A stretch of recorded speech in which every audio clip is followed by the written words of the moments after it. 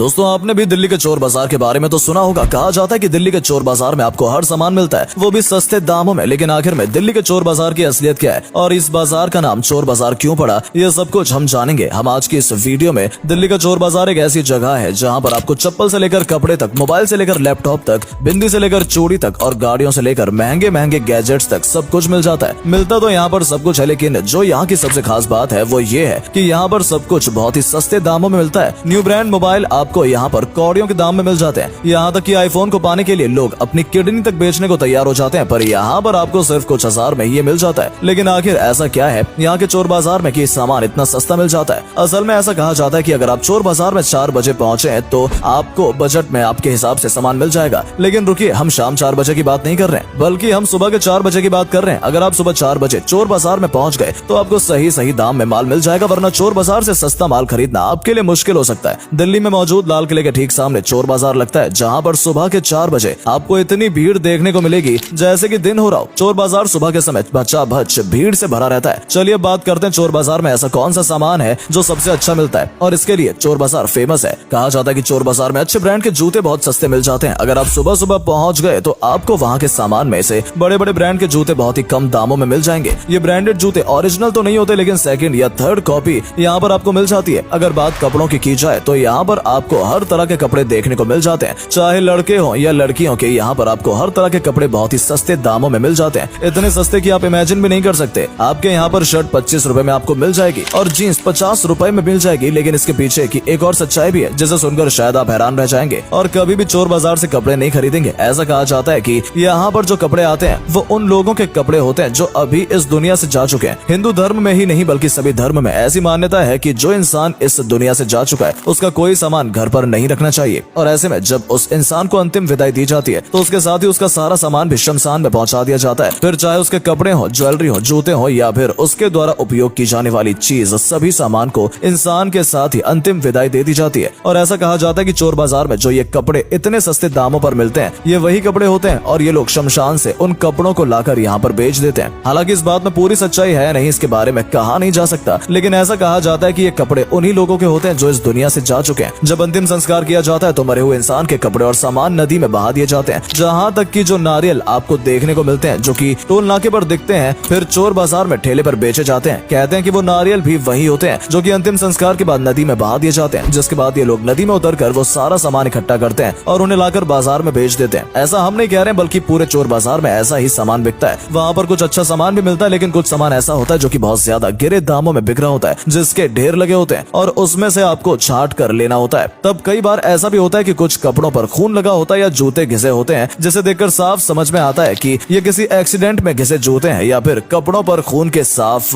दाग समझ में आते हैं कि ये किसी डेड बॉडी के कपड़े हैं। कई कपड़े थोड़े बहुत फटे हुए भी होते हैं, जिन्हें देखकर समझ में आता है कि ये किसी हादसे में फटे हैं। और यही वजह है कि सिर्फ 25 या 50 रुपए में आपको ये कपड़े चोर बाजार में मिल जाते हैं। अब चोर बाजार में आप थोड़ा अंदर जाते हैं तो जामा मस्जिद के एकदम सामने आपको मीना बाजार देखने को मिलता है। इस मीना बाजार में चोरी का सामान माल बिकने के लिए आता है। ये माल वही होता है जो चोरी किया हुआ होता है और यहाँ पर लाकर कम दामों में बेचा जाता है। यहाँ पर भी सुबह सुबह जाकर कम दामों में माल खरीदा जा सकता है। यहाँ पर आपको इलेक्ट्रॉनिक से लेकर गाड़ियों तक सब कुछ खरीदने को मिल जाता है। TV, fridge, scooty, headphones, washing machine, यहाँ तक कि रोलेक्स की 2.5 लाख में मिलने वाली घड़ी आपको सिर्फ 45,000 में मिल जाती है। हालांकि इस बात पर कोई विश्वास नहीं करता, लेकिन दुकान वाले भी आपको पूरी गारंटी देने के लिए तैयार होते हैं। यहाँ पर आपको जिम के सभी इंस्ट्रूमेंट्स देखने को मिल जाएंगे जो कि सेकंड हैंड होते हैं। इसके अलावा अगर मोबाइल फोन की बात करें तो आपको एंड्रॉइड से लेकर आईफोन तक सभी कुछ चोर बाजार में मिल जाता है। हालांकि लोग इसे खरीदना कम ही पसंद करते हैं क्योंकि ये चोरी का माल होता है और सभी को पता होता है कि इन्हें ट्रैक किया जा सकता है। एंड्रॉइड को तो एक बार लोग फिर भी खरीद लेते हैं, लेकिन आईफोन को खरीदने से पहले 2 बार सोचते हैं। आपको जानकर हैरानी होगी कि चोर बाजार में आपको कोई भी शॉप देखने को नहीं मिलेगी। सारा माल आपको मैदान में ही पसरा मिलेगा। यहाँ पर किसी की कोई परमानेंट दुकान नहीं होती, जहाँ जिसे जगह मिलती है अपना सामान लगाकर बेचना शुरू कर देते हैं। सुबह 4 बजे से मार्केट शुरू हो जाता है और 11 बजे तक खत्म भी हो जाता है। चोर बाजार का जो मीना मार्केट है वहाँ पर आपको सिर्फ कैश में पेमेंट करनी होती है, क्योंकि वहाँ पर आपको पूरा माल चोरी का मिलता है और चोरी के माल कोई भी ऑनलाइन पेमेंट करके ना खरीदना चाहता है ना ही बेचना, इसलिए वहाँ पर आपको कैश पेमेंट ही करनी होती है। इसके अलावा अगर आप किसी जगह से सामान खरीद रहे हैं तो आजकल ऑनलाइन पेमेंट का सिस्टम भी चालू हो गया है। लेकिन एक और जो जरूरी बात हम आपको बताना चाहते हैं वो ये है कि चोर बाजार में आपकी भी चोरी हो सकती है, इसलिए जब भी आप इस मार्केट में जाएं तो सतर्क रहें। और अगर आप इस मार्केट में चलते हुए फोन पर बात कर रहे हैं तो आपका फोन चोरी होना तय है। ये पूरी गैंग होती है जो सब तरफ से घेर कर आपको फंसा लेती है और और आपका फोन गायब कर लेती है। इसके अलावा आपके साथ स्कैम भी हो सकता है, इसलिए कोई भी सामान लें तो पूरी तरह से जांच परख कर ही लें और देख कर ही लें, वरना लोग आपको बेवकूफ भी बना सकते हैं। यहाँ तक कि अगर आप अपनी कार से जा रहे हैं तो उसे भी कहीं सही जगह पर पार्किंग करके खड़ी करके जाएं, वरना कुछ समय बाद ही आपको आपकी ही गाड़ी के अस्थि पंजर चोर बाजार में बिकते हुए नजर आएंगे और आप कुछ कर भी नहीं पाएंगे। इसलिए अगर आप भी मन बना रहे हैं चोर बाजार या मीना बाजार में सामान खरीदने का, तो हमेशा सतर्क रहें, क्योंकि आपकी जेब तो कट ही सकती है, साथ ही आपकी गाड़ी भी चोरी हो सकती है। चोर बाजार जाते समय एक बात का और ध्यान रखें, वहाँ पर किसी भी इंसान से आपको भिड़ना नहीं है। आपको जो भी सामान खरीदना है आप मोल भाव करके खरीद सकते हैं, लेकिन अगर आपने ज्यादा दिमाग लगाया तो इन लोगों की पूरी गैंग वहाँ पर होती है। ये लोग झगड़ा और मार कुटाई करने में भी पीछे नहीं रहते। इसलिए अगर आप चोर बाजार में खरीदारी करने जा रहे हैं तो शांति से काम लें। इसके अलावा अगर आप जेब से पर्स लेकर चल रहे हैं तो आपकी जेब कटनी पक्की है। आपको जेब में कैश अगर रखना है तो कम मात्रा में रखें और अपने दोनों हाथ जेब में डालकर चलें, ताकि कोई आपकी जेब न काट सके। हम आपको ये भी बता दें कि चोर बाजार की भीड़ में ग्राहक कम और चोर ज्यादा होते हैं, जिनकी नजर हर पल आप पर होती है और मौका मिलते ही वो आपको लूट लेते हैं। तो ये वीडियो देखकर आपको समझ में आ गया होगा कि चोर बाजार की सच्चाई क्या है। तो जब भी चोर बाजार जाएं, इन बातों का खास ध्यान रखें।